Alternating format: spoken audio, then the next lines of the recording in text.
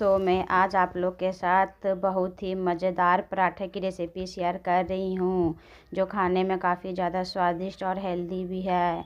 मैं इधर 250 ग्राम के करीब मटर को मैं अच्छी तरीके से बॉईल कर ली हूँ पानी में 5 से 7 मिनट तक। अब ये अच्छी तरीके से बॉईल हो गई है, तो फिर मैं इसे एक छन्नी में छान ले रही हूँ और इसे ठंडा होने के लिए मैं रख दूँगी। जब तक ये ठंडे हो रहे हैं तो फिर मैं इधर आटा लगा ले रही हूँ।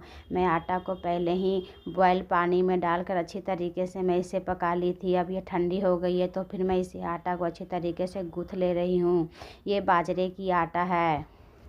और फिर मैं इधर एक कढ़ाई चढ़ा ली हूँ, इसमें मसाला रोस्ट कर रही हूँ। हाफ स्पून के करीब सौंफ है, हाफ स्पून के करीब जीरा और हाफ स्पून के करीब मैं इसमें धनिया डाली हुई हूँ। ये सारे चीज़ को अच्छी तरीके से सुनहरे खुशबू आने तक मैं इसे लो फ्लेम में ही रोस्ट कर ले रही हूँ। अब ये रोस्ट हो गई है, तो फिर मैं फिर से कढ़ाई में ऑयल डाल रही हूँ। ऑयल मैं इसमें लगभग 2 स्पून के करीब डाली हुई हूँ।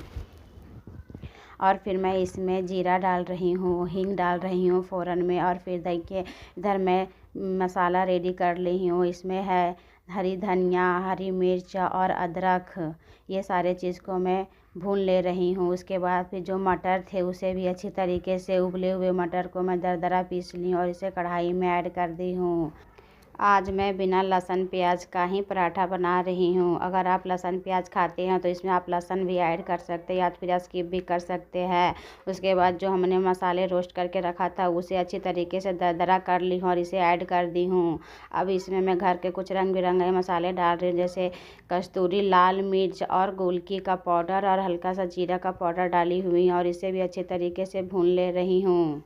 अब मैं इसमें कस्तूरी मेथी डाल रही हूँ 1 स्पून के करीब। ये भी अच्छी तरीके से अब भून गई है, तो फिर मैं इसमें पनीर डाल रही हूँ। मैं पनीर को अच्छी तरीके से हाथ से ही क्रश करके डाल रही हूँ। आप चाहे तो इसे अच्छी तरीके से कद्दूकस करके भी डाल सकते हैं। और फिर देखिए मैं अच्छी तरीके से भून ले रही हूँ। इसमें मैं अब गरम मसाले डाल दी हूँ हाफ स्पून के करीब और इसे भी अच्छी तरीके से मिलाते चलाते हुए भून ले रही हूँ। अब ये देखिए हमारी सब पनीर और ये मटर अच्छी तरीके से भून गई है, तो फिर मैं इसमें ढेर सारा धनिया का पत्ता फिर से मैं डाल दी हूँ और इसे भी अच्छी तरीके से भून ले रही हूँ।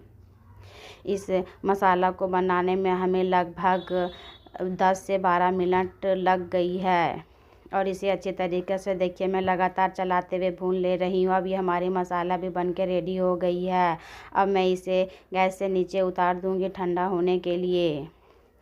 अब इधर ये ठंडे हो रहे हैं, तो फिर देखिए मैं इधर तवा रख दी हूँ। तवा गर्म हो गई है और इधर देखिए मैंने बाजरे का आटा का डो ले ली हूँ एक, और इसे अच्छी तरीके से देखिए बीच में होल कर दी हूँ। और जो हमने फीलिंग बना के रखा है मटर पनीर वाला अच्छी तरीके से फील कर दी हूँ। और ये हमारी लोई तैयार हो गई है। अब मैं इसे अच्छी तरीके से बेल ले रही हूँ बेलन के मदद से। देखिए हमारे पराठा अब कितने अच्छे से बेल रही है, ना ही फट रही है ना ही टूट रही है। देखिए कितनी अच्छे से हमारे पराठे बेल गई है। अब मैं इसे अच्छी तरीके से तवा पर सेक लूँगी। अब ये देखिए हमारे पराठा अब कितनी अच्छी से सेक रही है। इसी तरह से मैं उलटते पलटते हुए मीडियम टू हाई फ्लेम में इसे सेक लूँगी। मैं इसे सरसों का ऑयल में ही अच्छी तरीके से सेक रही हूँ। आप चाहे तो इसे घी के साथ भी सेक सकते हैं, बटर के साथ भी सेक सकते हैं, लेकिन जनरली पराठा कोई किसी भी चीज़ की पराठा वो सरसों का ऑयल में ही सेका हुआ कुछ ज़्यादा ही अच्छा सौंधा सौंधा लगता है खाने में। इसलिए मैं अच्छी तरीके से इसे सेक ली हूँ सरसों का तेल में ही। इसी तरह से बैक टू बैक सारा पराठा मैं सेक ली हूँ। देखिए हमारे पराठे में अंदर से कितनी अच्छी से फीलिंग भरी पड़ी है। अब इधर हमारी प्लेट भी रेडी हो रही है। एक प्लेट में मैं 2 पराठा रखी हूँ और दही रखी हूँ।